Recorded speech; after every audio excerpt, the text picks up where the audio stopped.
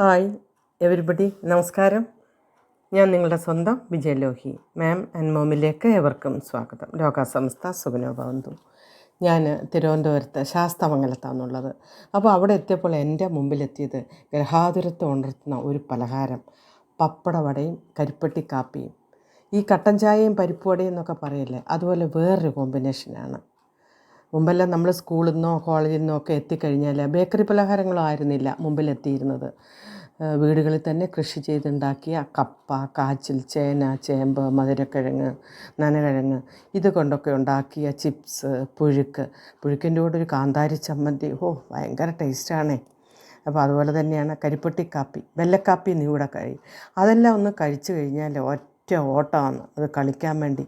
ആൺകുട്ടികളാണെങ്കിൽ കിളിത്തട്ട് കളിക്കാൻ പോകും, പെൺകുട്ടികളാണെങ്കിൽ ചുച്ചു ചുണ്ടയ്ക്ക അല്ലെങ്കിൽ കൊത്തങ്കല്ല് അല്ലെങ്കിൽ ഓരോ വീട്ടിൽ ഊഞ്ഞാലുണ്ടാവും, അതിൽ ആടാൻ പോകും. ഈ കിളിത്തട്ട് എന്ന് പറയുന്നത് ഇപ്പോഴത്തെ കബഡിയുടെ ആ പഴയ ഒരു വേർഷനാണ്. അപ്പോൾ ഇതെല്ലാം ഗ്രഹാതുരത്വം ഉണർത്തുന്ന ഓർമ്മയാണ്. നമുക്കത് പറഞ്ഞറിയിക്കാൻ പറ്റാത്ത ഒരു വികാരമാണ്. അതിലൊന്നാണ് ഈ പപ്പടവടയും കരിപ്പട്ടി കാപ്പിയും വെള്ളക്കാപ്പിയും.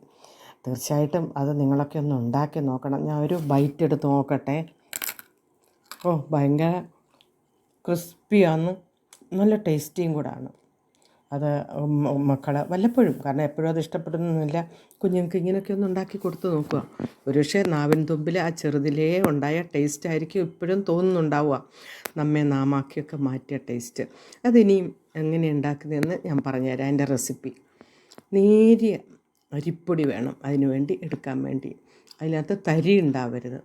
അത് ആദ്യം കുറച്ച് വെള്ളം ഒഴിച്ച്, ചൂടുവെള്ളമല്ല സാദാ വെള്ളം മതി, ഒഴിച്ചിട്ട് നല്ലപോലെ ഇളക്കണം. നല്ലപോലെ ഇളക്കുമ്പോൾ അതൊരു ഇഡ്ഡലിയുടെ ബാറ്റർ ഉണ്ടല്ലോ, അതിൻ്റെ ആ പാകത്തിന് മതിയാവും. അപ്പോൾ അതിൻ്റെ കൂടെ നമുക്ക് വേറെ ചേർക്കേണ്ടത് കുറച്ച് ഉപ്പ് പാകത്തിന്, കാരണം പപ്പടത്തിന് ഉപ്പുണ്ടാവും, പിന്നെ മുളക് പൊടി, കുറച്ച് മഞ്ഞൾപ്പൊടി, പിന്നെ എള്ള്, ജീരകം, ഇതെല്ലാം കൂടെ നല്ലപോലെ മിക്സ് ചെയ്യുക. ഈ സാധാരണ മുളക് പൊടിയാണ് ഞാൻ എടുത്തത്. അതിന് പകരം നമുക്ക് കാശ്മീരി ചില്ലി എടുക്കണം. അപ്പോഴാണ് അതിൻ്റെ നല്ല കളർ വരുന്നത്. മുരിഞ്ഞു വരുമ്പോൾ ബ്രൗൺ നിറമാകും. ഈ സമയം തന്നെ അടുപ്പിൽ നമുക്ക് ഒരു ചീനച്ചട്ടിയോ ഉരുളിയോ എന്തെങ്കിലും വെച്ചിട്ട് വെളിച്ചെണ്ണ ഒഴിച്ചിട്ട് ചൂടാവാൻ വെക്കുക.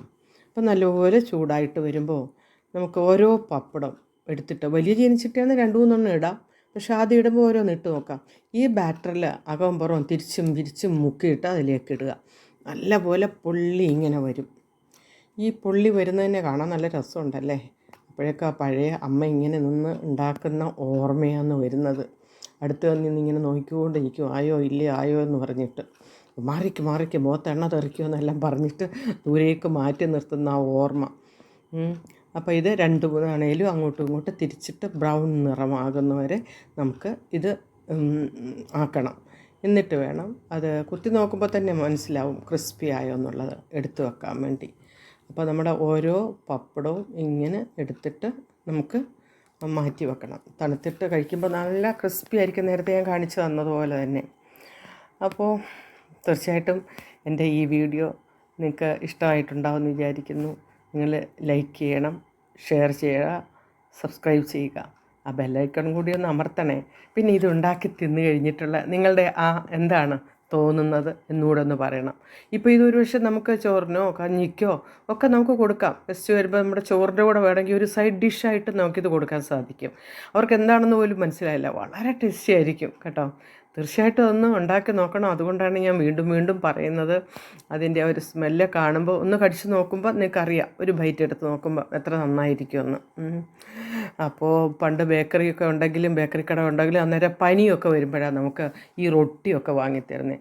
അല്ലാതെ ഒന്നും വാങ്ങിത്തരില്ല. അതിനോട് വലിയ താല്പര്യമൊന്നും ഉണ്ടായിരുന്നിട്ടില്ല.